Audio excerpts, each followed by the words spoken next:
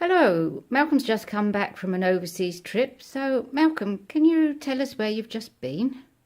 I've just been to the European Equine Nutrition Conference at Dijon, held at an organisation called AgroSup, which is part of the University of Burgundy.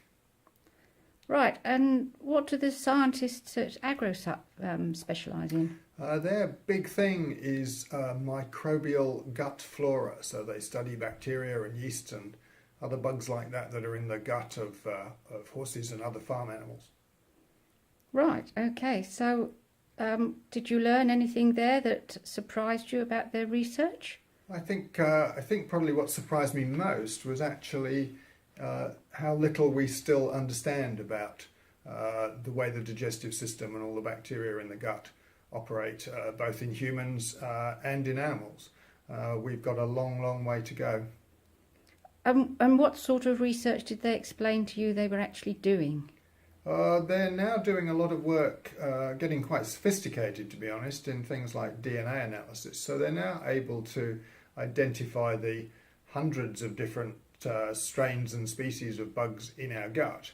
So we are making quite rapid progress, but from, I think, a fairly low base. Right, okay. How do they do this? Oh gosh, now that's far too complicated for me to answer. I think in reality, they're doing all sorts of different studies, collecting samples of bacteria from both the gut itself, which is obviously quite invasive, through to collecting droppings and things like that. So they're collecting it from the stomach, and I must admit I was quite surprised how much bacterial activity is involved in the stomach. That was quite a revelation to me.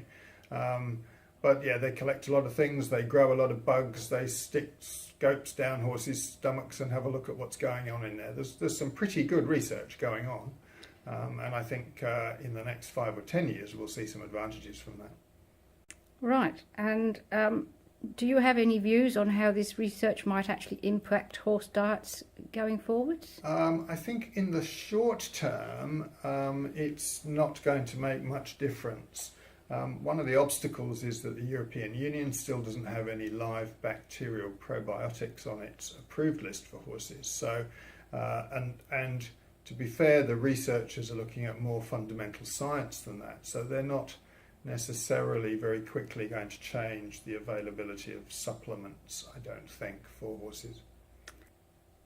So from the scientific research that you heard about on these issues over there, what do you think is the key take-home message for riders on the diet side of things? I think the take-home message for riders hasn't changed at all. It is still feed more fibre, because fibre is the fuel that good bacteria in the gut use, and feed less starch, because starch is the fuel that bad bacteria in the gut use. And I think that message still comes through loud and clear.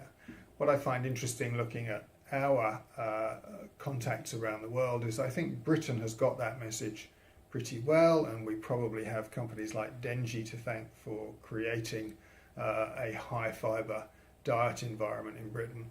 I think Australia and America and probably large parts of Europe still have a long way to go to reduce the amount of cereal-based starch-based feeds they're giving to horses.